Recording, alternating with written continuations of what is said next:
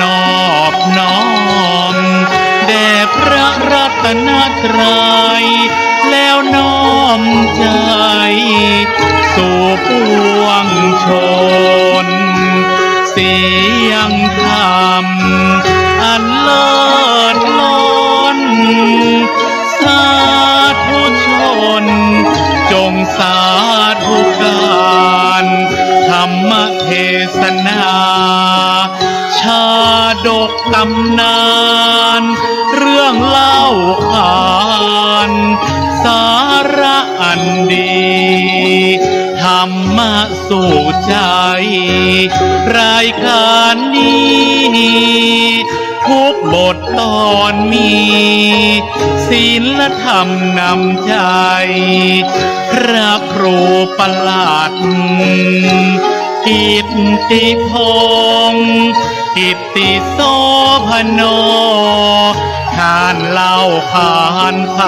ยทุกทิศทั่วทั่วไทยได้ยินไปให้ยินดีเจริญธรรมทั่วธรณีเจริญดีทั่วถึงกันพระพุทธศาสตร์และวัฒนธรรมอันวิเศษสันนิรันดรเถิดสาธุสาธุ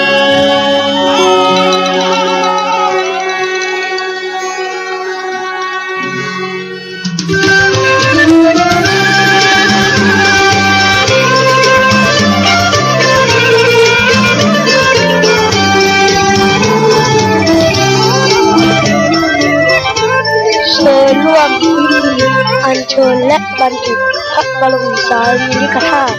หลวงพ่อพระเจ้าทันใจพระพุทธสันสีสถิตพจนาภรณ์วันพฤหัสบดีที่ 6 มิถุนายน 2567 เวลา 11:09 นาที พิธีอัญเชิญพระบรมสารีริกธาตุสู่วัดสังฆยอม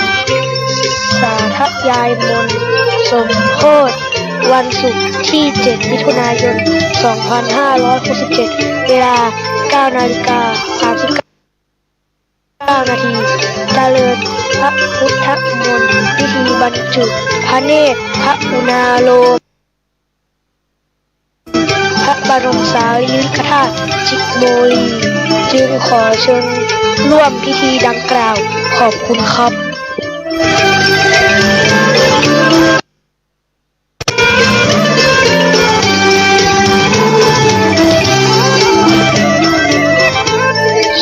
ร่วมพิธีอัญเชิญและบรรจุพระบรมสารีริกธาตุหลวงพ่อพระเจ้าทันใจพระพุทธสันสีสถิตพจนาภรณ์วันพฤหัสบดีที่ 6 มิถุนายน 2567 เวลา 11:09 นาที พิธีอัญเชิญพระบรมสารีริกธาตุสู่วัดสังฆยอมสาธยายมนต์สมโภชวันศุกร์ที่ 7 มิถุนายน 2567 เวลา 9:39 นาทีเจริญพระพุทธมนต์พิธีบรรจุพระเนตรพระอุณาโลมพระบรมสารีริกธาตุจิโมลีจึงขอเชิญร่วมพิธีดังกล่าวขอบคุณครับ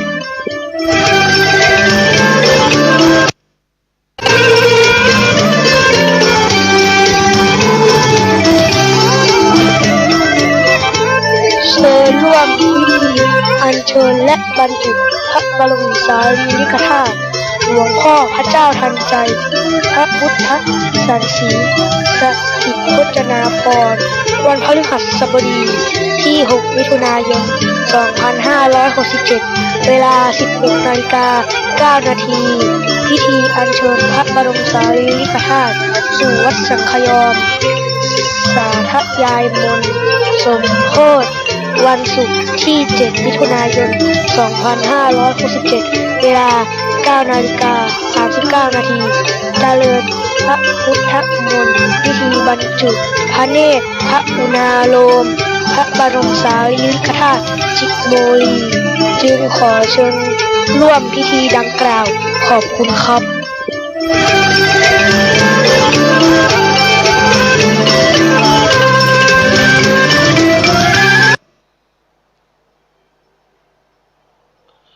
ธรรมะสู่ใจรายการธรรมะได้มาพบปะญาติโยมทั้งหลายเป็นประจำหลายสถานีเนิ่นนายศรัทธาทั้งหลายทั่วหน้าสาระดีๆคำสอนองค์พระเลิศล่าองค์สัมมาสัมพุทธะฟังแล้วเข้าใจหมดใสไวยะปฏิบัติได้หากดี ยิ่งปฏิบัติปราศจากทุกข์มีแต่สุขีสะสร้างความดีหมดใสเลี่ยนเกี้ยงขัดเกลาหัวใจให้ใสเลี่ยนเกี้ยงด้วยแสงแห่งธรรมะดังบัวสีเหลาพ้นคนตมเป่งวะปราศจากเมฆฟ้าลาคินสุขสมปรารถนาสมดังทวินหากจักสมจินพบสุขปลายหน้าจากนี้จากหน้าอายุวันโนสุขังปะลัง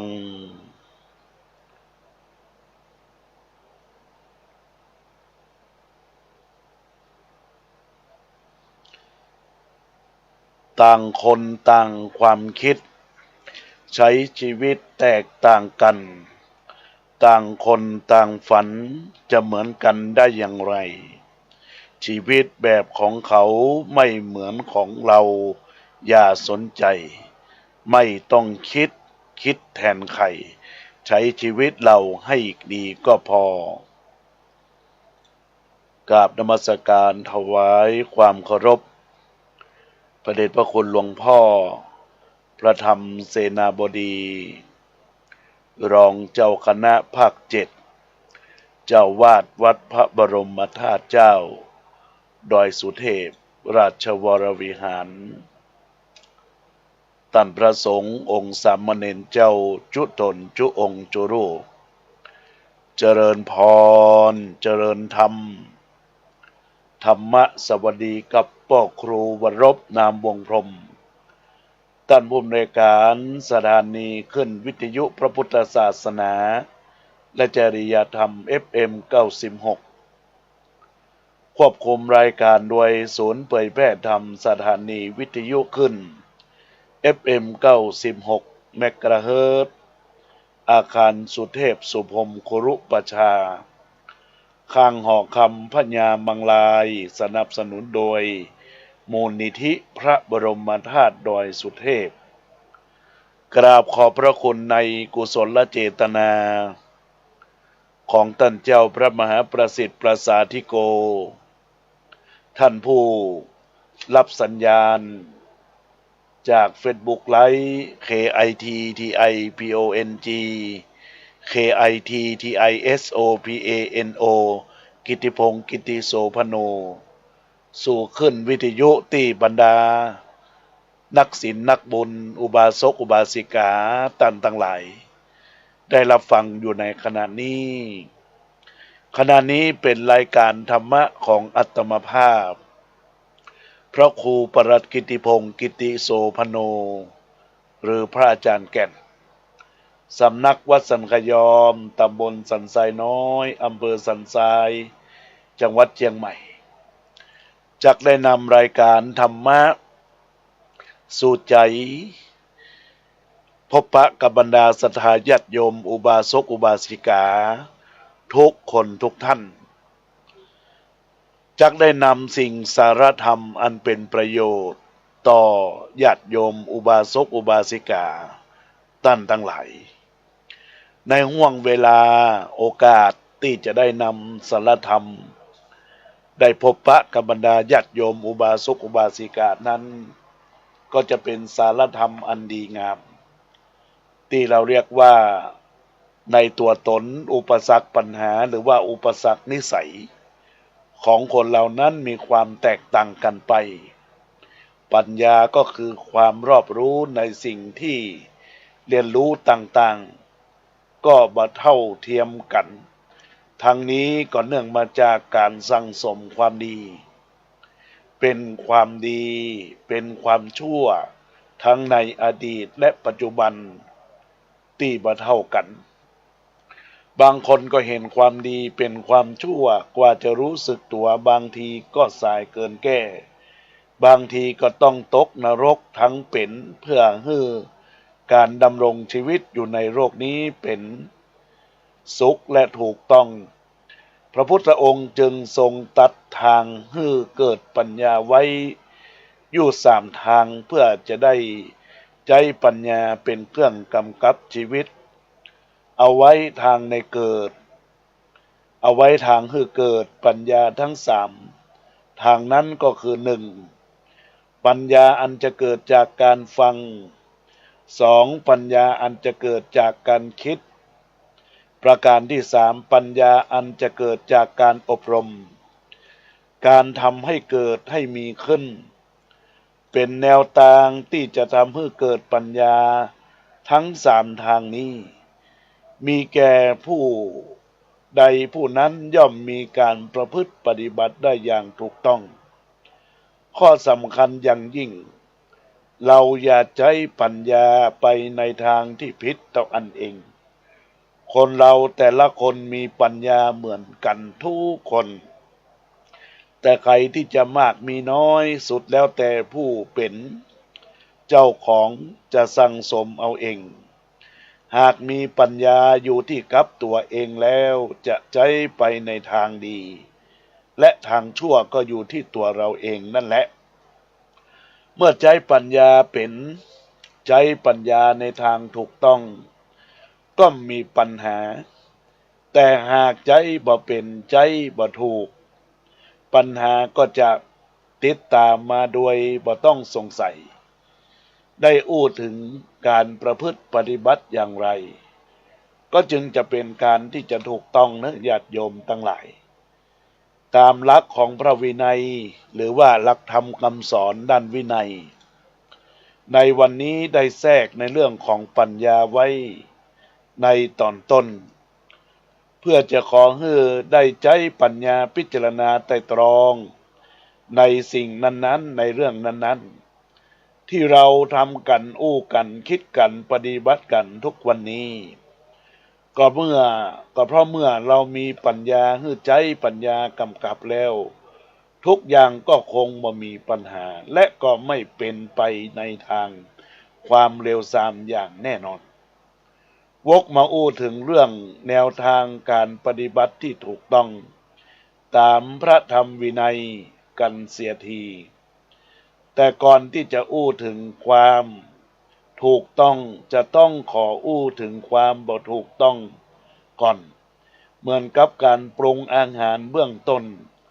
เราจะต้องรู้วิธีการทำอาหารก่อนและถึงจะรู้การปรุงอาหารที่ละเล็กละน้อยทีหลัง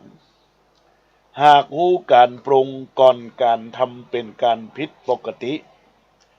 ต้องรู้จักวิธีทำก่อนวิธีปรุงอาหารหม้อนั้นก็จะทำได้สำเร็จและก็มีรสอร่อยตามที่เราตั้งความหวังไว้ธรรมะก็คือคำสอนของพระพุทธเจ้าวินัยก็คือข้อที่พระพุทธเจ้าทรงบัญญัติแต่งตั้งเอาไว้แบ่งออกเป็นอยู่2 อย่างก็คือพุทธบัญญัติที่ทรงห้ามไว้และพุทธบัญญัติที่ทรงอนุญาตไว้พุทธบัญญัติที่ทรงห้ามไว้นั้นเมื่อมีการละเมิดก็ถือว่าเป็นความผิดสำหรับส่วนที่ทรงอนุญาตไว้ให้ทำถ้าหากเฮาบ่ทำก็ถือว่าเป็นความผิดเหมือนกันมีความผิดโดยฐานที่เฮาบ่ปฏิบัติตามนั่นเองเรื่องของพระธรรมวินัยนั้นมีอยู่เป็นอันมาก หากเฮาผู้ศึกษาผู้ปฏิบัติบ่ทราบว่าจะกำหนดตัดสินได้อย่างไรอันยังเป็นคำสอนพระพุทธเจ้าและอันยังบ่ใช่คำสอนของพระพุทธเจ้าแล้วอาจจะหลงผิดเข้าใจผิดได้ด้วยเหตุนี้พระพุทธเจ้าจึงทรงประทานหลักในการตัดสินใจไว้ในอังครุกนิกายอัฏฐกนิบาตซึ่งเปรียบเสมือนมาตรเครื่องวัดพระธรรมวินัยในเรื่องต่างๆที่ได้ยินได้ฟังได้ศึกษาเล่าเรียนมาว่าเป็นคำสอนของพระพุทธองค์หรือไม่ประการหนึ่งคำสอนใดที่เป็นไปเพื่อเกิดความกำนัดย้อมใจคือมีความใฝ่ฝันรักใคร่ยินดีมีความต้องการแบบบ่มีที่สิ้นสุดประการที่สองคำสอนใดที่เป็นไปเพื่อประกอบทุกข์ก็คือความทุกข์ที่ยังบ่เกิดขึ้นก็จะเกิดขึ้นที่เกิดแล้วก็จะเพิ่มพูนมากขึ้นยิ่งขึ้นประการที่สามคำสอนใดที่เป็นไปเพื่อความสะสมกิเลสคือมีความโลภจัดขึ้นเป็นความโกรธสูงขึ้นมีความหลงมากขึ้นประการต่อไปคำสอนอันใดที่เป็นเพื่อความอยากใหญ่คือมีความต้องการบ่มีที่สิ้นสุดถมไปรู้จักเต็มหรือว่าเหมือนกับตัก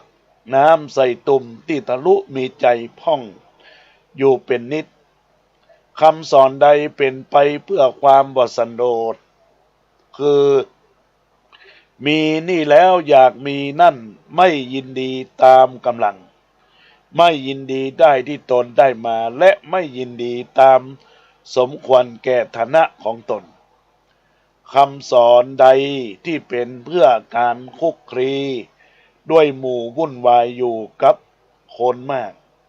และกับคนหมู่หลายคณะมากประการใดคำสอนใดที่เพื่อไปเพื่อความเกียจคร้านเฉยชาบ่มีความกระตือรือร้นในการทำงานงานตัวเองก็บกพร่องงานส่วนรวมก็บ่สนใจคำสอนใดเป็นไปเพื่อความเลี้ยงยากบำรุงยากเอาใจยากและเป็นอยู่ยากลักษณะทั้ง8ประการนี้ขอให้โปรดได้ทราบว่าบ่ใช่ธรรมะบ่ใช่วินัยบ่ใช่คำสอนของพระศาสดาเมื่อไปพบคำสอนใดลักษณะนี้ก็จะด้วยการได้ยินได้ฟังไว้ได้อ่าน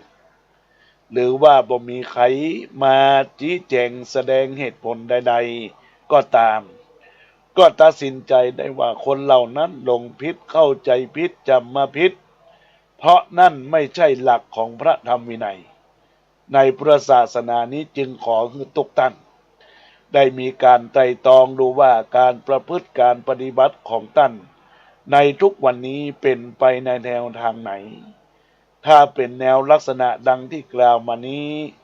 ก็คือปรับปรุงแก้ไขตรงตามข้ามตรงกันข้าม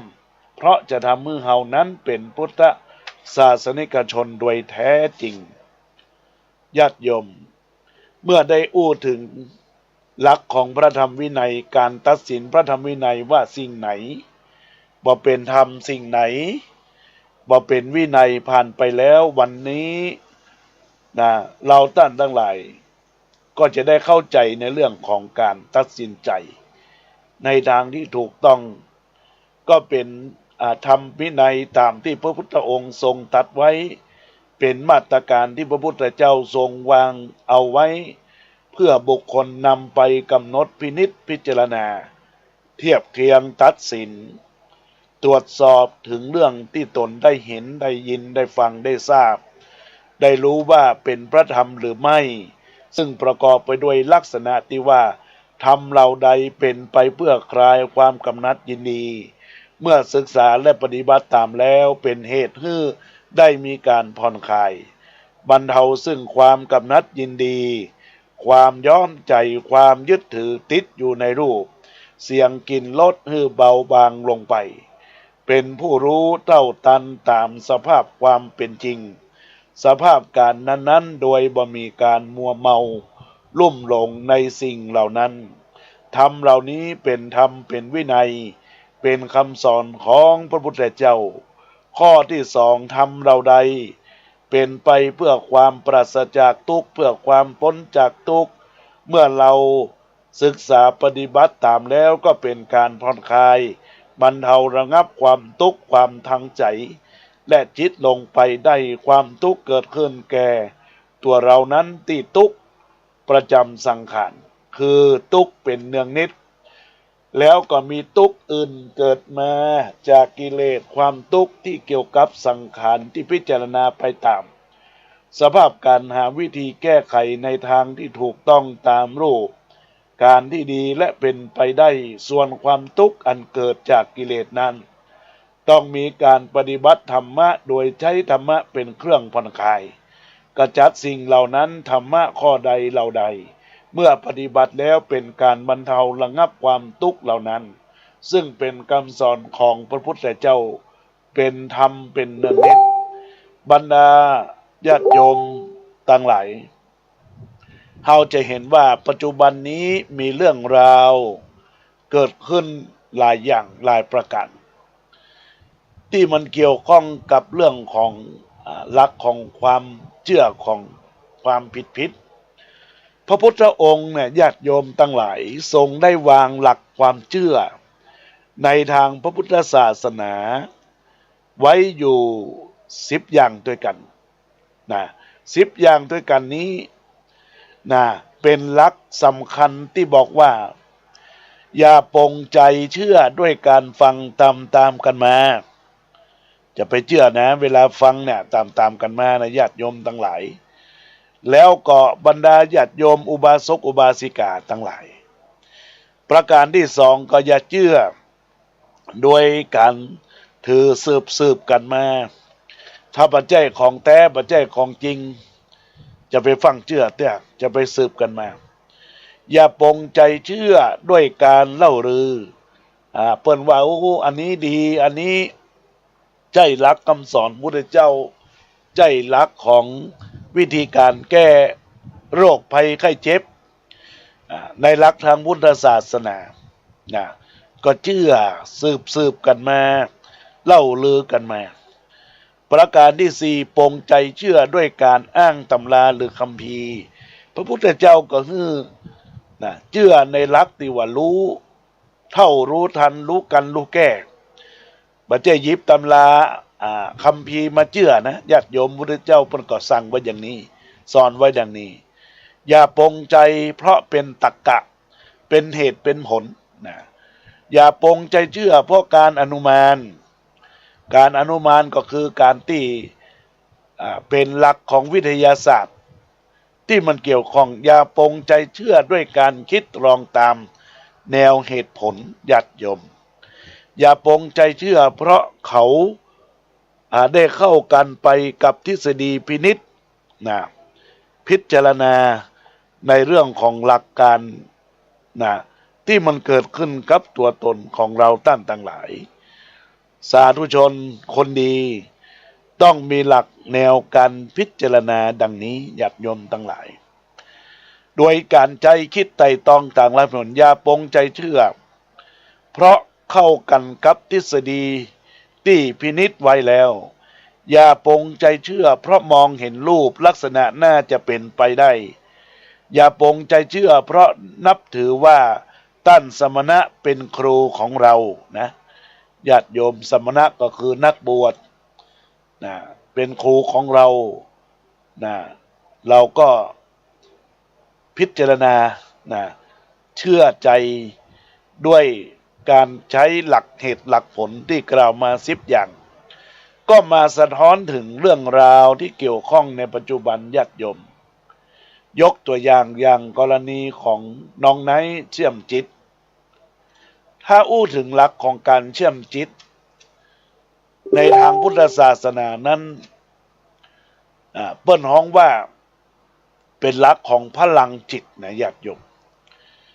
พลังจิตก็หมายถึงว่าเฮาปฏิบัติธรรมได้ก่อนรู้ตัวตนรู้เท่าทันตัวเองมันเป็นเรียกว่าพลังจิตความดีนะญาติโยมในการปฏิบัติกรรมฐาน นะจู่ๆ จะมาต่อนะจะมาต่อจิตต่อใจกันแล้วอู้กันในจิตมันใจญาติโยมทั้งหลายมันเป็นแนวทางนะที่เราเรียกว่าความเป็นอยู่เป็นไปในชีวิตของเราที่มันจะก่อเกิดจากความสุขและความเจริญในหน้าที่กิจการงานทุกอย่างต้องมีการพิจารณาเราท่านทั้งหลายบรรดาสาธุชนพุทธบริษัทคนดีทุกคนก็จึงเป็นสิ่งที่เราก็เป็นตัวตนที่เราท่านทั้งหลายต้องพินิจพิจารณาในตัวตนว่าลักษณะของชีวิตของคนเราท่านทั้งหลายอันจะก่อเกิดซึ่งคุณงามความดีพินิจพิจารณาเนื้อญาติโยมและท่านทั้งหลายดังนั้นแล้วก็ขอให้ญาติโยมทุกคนทุกท่านได้มีความตั้งใจหลักแห่งการสร้างคุณงามความดีอันจะเป็นประโยชน์ต่อตัวเราอันนี้ประการต่อไปนะญาติโยมว่าการเชื่อมจิตอย่างที่เกิดขึ้นเนี่ยมันบ่ใช่จะไปเชื่อในทางที่ผิดในทางที่ผิดดังที่อาตมาไล่10 ข้อเนี่ยก็ลองพิจารณาเอาแล้วก็มีลัทธิแห่งลัทธิอู้ง่ายๆเป็นลัทธิญาติโยมทั้งหลายเป็นลัทธิที่ว่ารักษาคน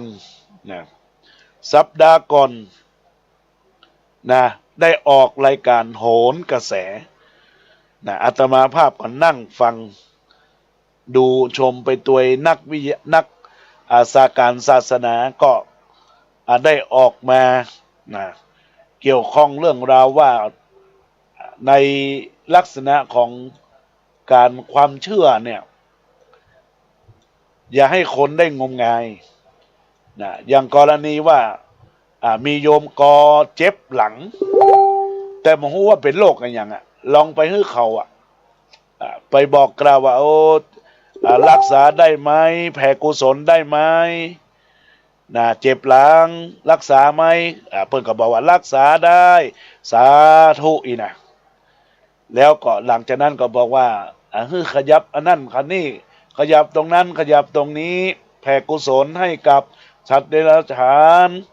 อย่าให้เป็นบาปเป็นการเป็นเจ้ากันในสาธุอีนะอันนี้ก็เป็นลัทธิเนาะถ้าอู้ถึงง่ายๆก็คือปน้องว่าน้องหญิงกับปี้ท่านพี่ปน้องกันทำเป็นกระบวนการอยู่ในสวนหนึ่งการแพทย์ก็ว่าบรรทุกทำให้คนที่เปิ้นจะรักษาโดยตรงทำให้สับสนมารักษาแบบนี้มันหายหรอกเกิดรักษาไปวันแรกหาดิ้งวันต่อไปก็ยังเจ็บเหมือนเดิมเนี่ยจะทำยังไงก็เปิ้นก็พลาดโอกาสที่ว่าการรักษาไปอันนี้ทางกฎหมายประกาศว่าระวังให้ดูให้ดีจะทำให้เกิดกฎหมายเพราะว่ามันมีใบเลขที่ในการรักษาด้านสาธารณสุขก็บอกว่าการ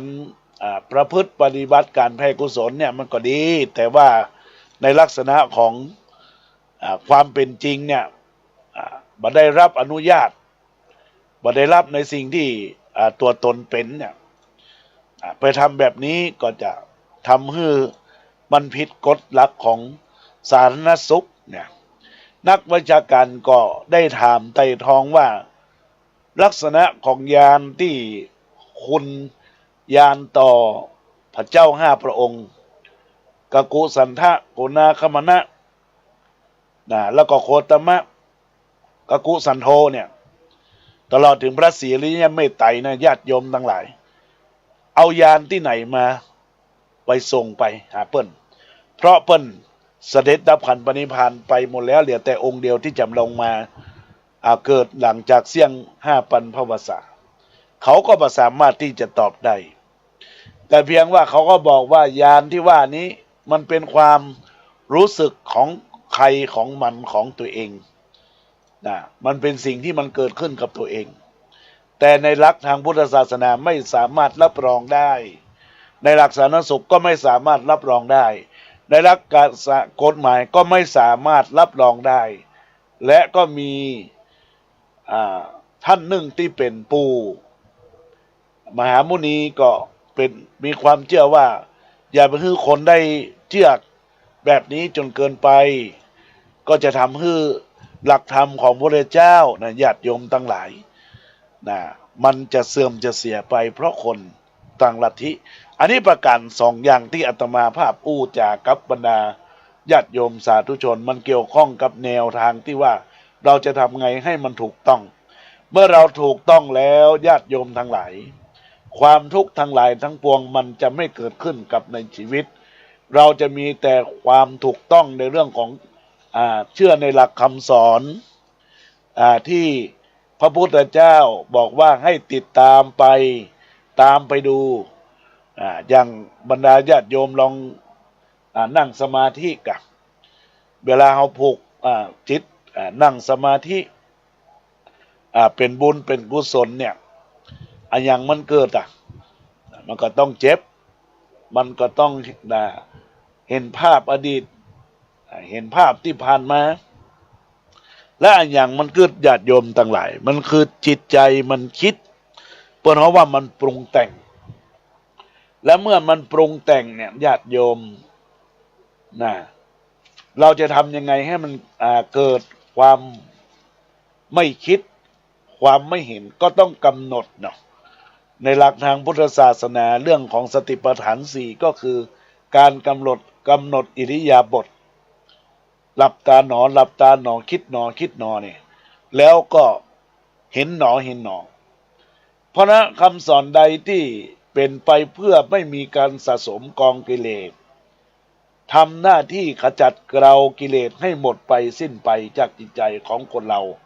ให้เบาบางลงไม่โกรธไม่โลภไม่หลงคำสอนนั้นเป็นคำสอนพุทธเจ้านะญาติโยมคำสอนใดที่เป็นความอยากน้อย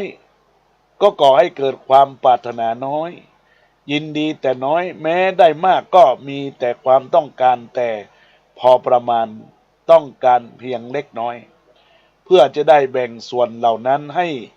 แก่บุคคลอื่นบ้างตลอดถึงการสมถวัตรต่างๆที่เป็นธุดงควัตรเป็นต้นก็ไม่ปรารถนาให้ใครรู้มรรคผลเกิดขึ้นก็ไม่อยากให้ใครรู้คำสอนนี่คือคำสอนพุทธเจ้าคือเฮาได้ญาณใดสิ่งใดที่มันเกิดขึ้นจากการปฏิบัติเปิ้นมืออวดอุตริมนุสธรรมคฤหัสถ์ญาติโยมมันกับมืออวดเปิ้นมืออวดว่าได้ญาณได้ฌานเนี่ยแสดงว่าหลักของที่เขากระทำเหล่านี้ก็เนื่องมาจากสิ่งต่างหลายต่างปวงที่เกิดจากคนเริ่มคิดมาสร้างตัวตนให้เกิดตัวเด่นให้เกิดตัวคำสอนเพี้ยนไปประการต่อไปคำสอนอันใดที่เป็นไปเพื่อเกิดความสันโดษคือยินดีตามมีตามได้ยินดีในกำลังกายกำลังทรัพย์กำลังความคิดกำลังความรู้กำลังของตนมีความคิดยินดีตามที่ได้มาเมื่อมาแล้วด้วยความเพียรด้วยกำลังของตนแล้วก็จะมากหรือน้อยก็ตามก็สามารถทำใจยินดีในสิ่งที่ตนมีความยินดีตามสมควรแก่ฐานะแก่กำลังทรัพย์กำลังกายและแก่ความจำเป็นที่เกิดขึ้นคำสอนนั้นเป็นคำสอนของพระพุทธเจ้าคำสอนใดเป็นคำสอนที่มีความสงัดจากหมู่เพื่อให้ได้มาซึ่งสมาธิเมื่อศึกษาปฏิบัติตามแล้วก่อให้เกิดความสงัดในด้านร่างกายจิตใจและสงัดจากกิเลสคำสอนนั้นเป็นคำสอนของพระพุทธเจ้าเป็นพระธรรมวินัย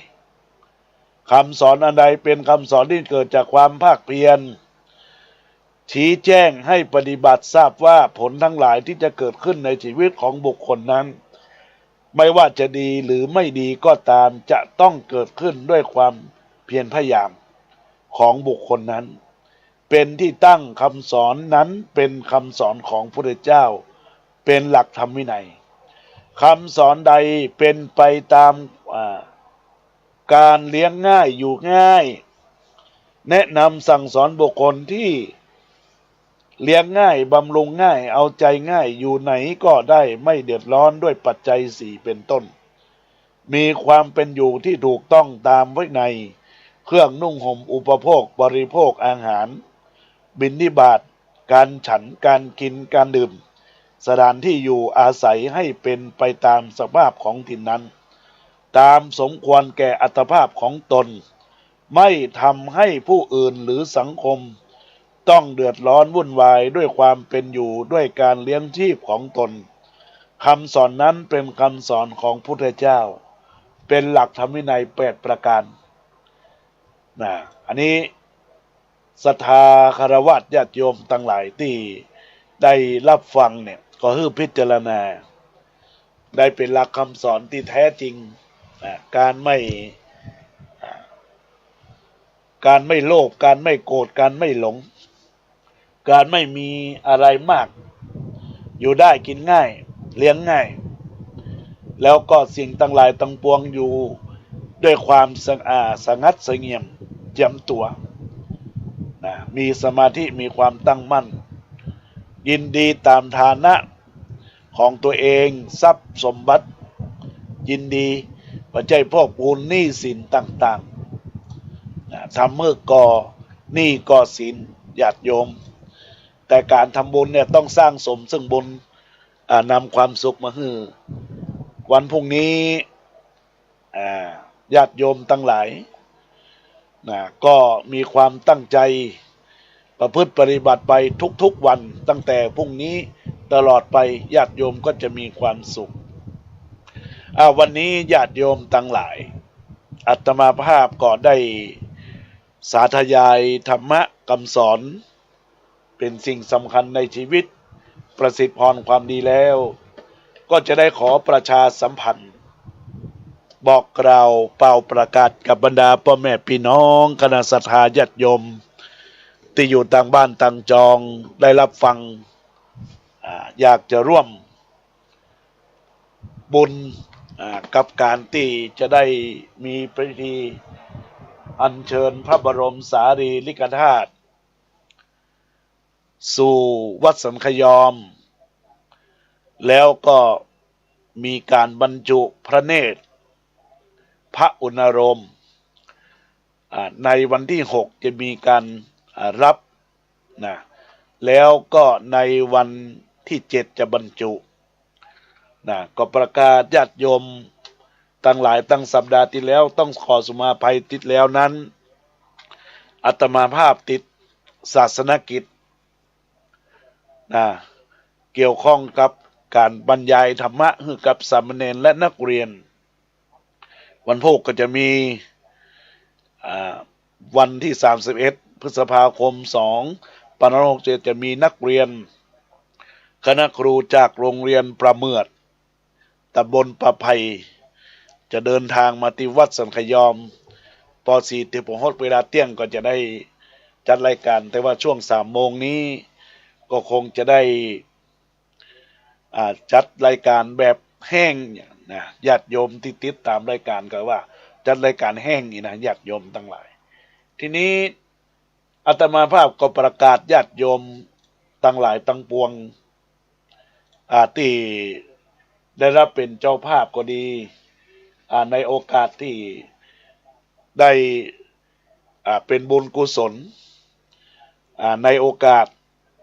ที่อาตมาภาพได้แจ้งว่าจะมีการทำบุญสุนทรทานในส่วนของปูจาบรรจุพระบรมสารีริกธาตุองค์ละ300 บาทองค์ละ300 บาทญาติโยมก็แจ้งมาทางอาตมาภาพทีนี้ก็มีแม่แสงล่าขันแก้วธงรักได้รับ2 องค์200 บาทป้อนานอินสม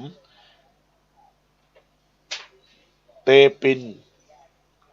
3 เม็ด900 บาทแม่กองพันตุ่มอิน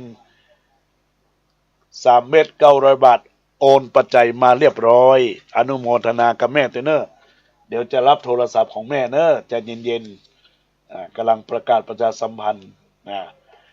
แล้วก็มีป้อสุจักจากอำเภอดอยหล่อร่วมนี่นะญาติโยมทั้งหลายนี่แหละญาติโยมจะต้องพินิจพิจารณา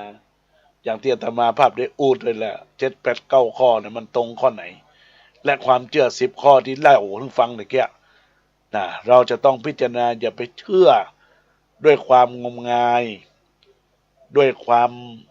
ที่เราเรียกว่าสิ่งไหนที่มันไม่ควรจะเชื่อในหลักทางพุทธศาสนาคือ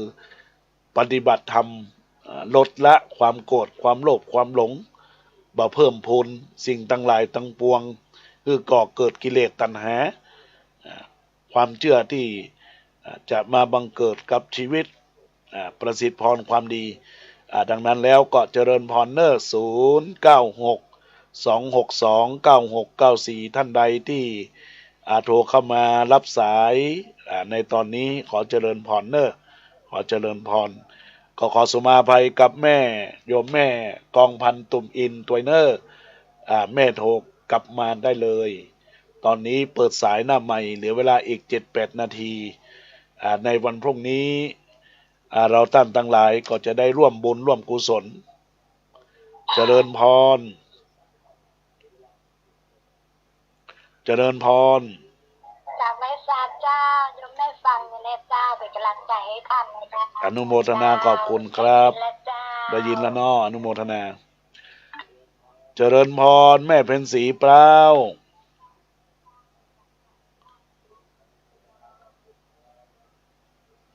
เจริญพรคุณโยมแม่กองพันตุ่มอินนมัสการว่าการโยมแม่ตังไปเมื่อกี้นี้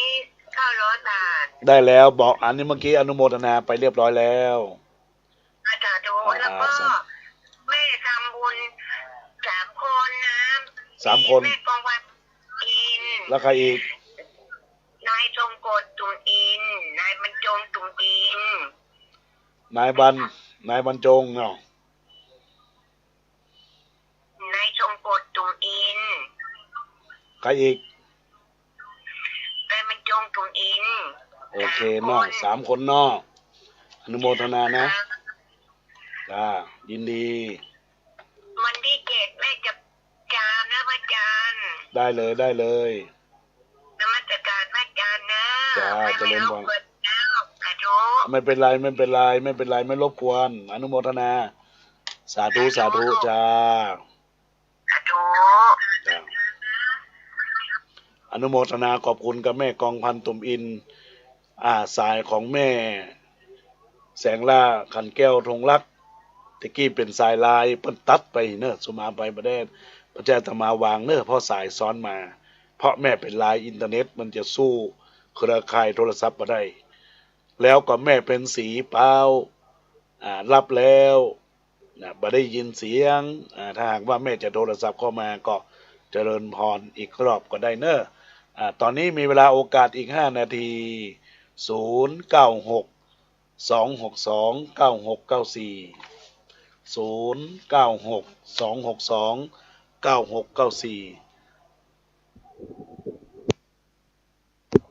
้องขออภัยสัปดาห์ที่แล้วก็มีญาติโยมโทรศัพท์ไปอาตมาภาพติดการสอนในโอกาสนี้ก็ต้องขออภัยตัวสัปดาห์นี้มาเสียงจริงสายจริงก็โทรมาได้เลยเนอะเจริญพรแม่พรร้องวัวแดงราชการเจ้าครับอนุโมทนาเจริญพรว่าจะได้รับฟังอยู่เนาะอนุโมทนาอ๋อเรียบร้อยแล้วแม่แต่เจ้าก็มีญาติอยู่มีบ่ได้กินเตี้ยก้อยว่ากันเนาะอนุโมทนาขอบคุณเนอะจ้ายินดีนะจ้าเจริญพรเนอะขอบคุณกับสายของแม่พรวันล่องวัวแดงในโอกาสนี้ได้ทักทายเข้ามาก็เจริญพรเนอะ เจริญพรแม่จันสีบ้านหันแก้วหังดงเจ้าว่าสาเจ้าฟังอยู่เด้อไม่ไปหลวงน้ำพระธาตุว่าสาเกี่ยวมากับเดียวนี่อ๋ออันกาเปิ้นมีงานเนาะแม่นอเจ้าจับได้มาดีถ้าอันจะได้มาได้เนาะถ้าเราร่วมทำบุญสัก300ก็เอามาได้เนาะก็ติดหน้าก็ได้แม่แม่โอนได้เนาะโอนได้เนาะวันที่3ที่4ก็ได้แม่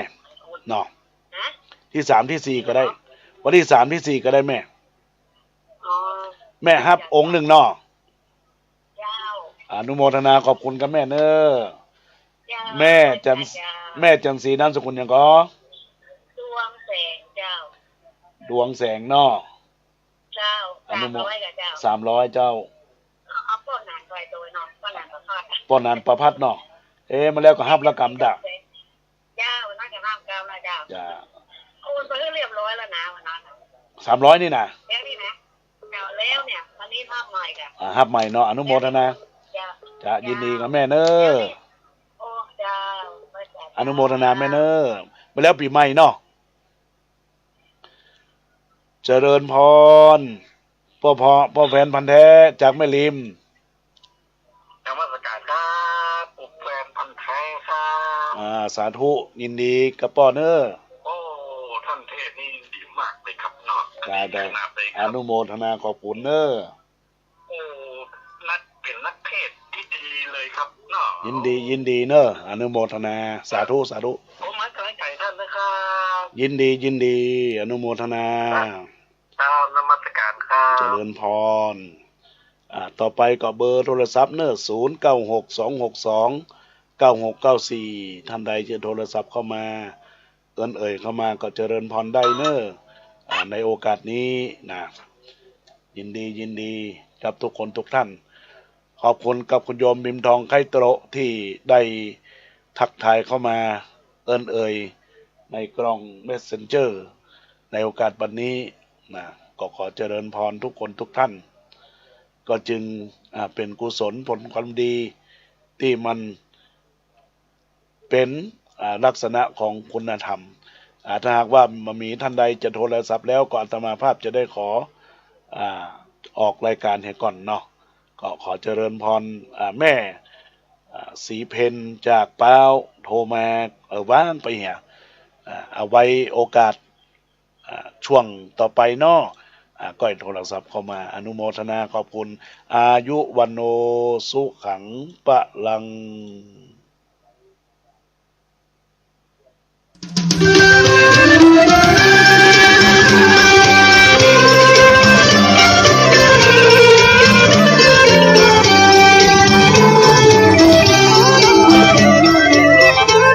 เชิญร่วมพิธีอัญเชิญและบรรจุพระบรมสารีริกธาตุหลวงพ่อพระเจ้าทันใจพระพุทธสันสีสถิตพจนาภรณ์วันพฤหัสบดีที่6มิถุนายน2567เวลา 16:09 นาทีพิธีอัญเชิญพระบรมสารีริกธาตุสู่วัดสังฆยอมสาธยายมนต์สมโภชวันศุกร์ที่7มิถุนายน2567เวลา 9:39 นาทีเจริญพระพุทธมนต์พิธีบรรจุพระเนตรพระอุณาโลมพระบรมสารีริกธาตุจิกโมลีจึงขอเชิญร่วมพิธีดังกล่าวขอบคุณครับ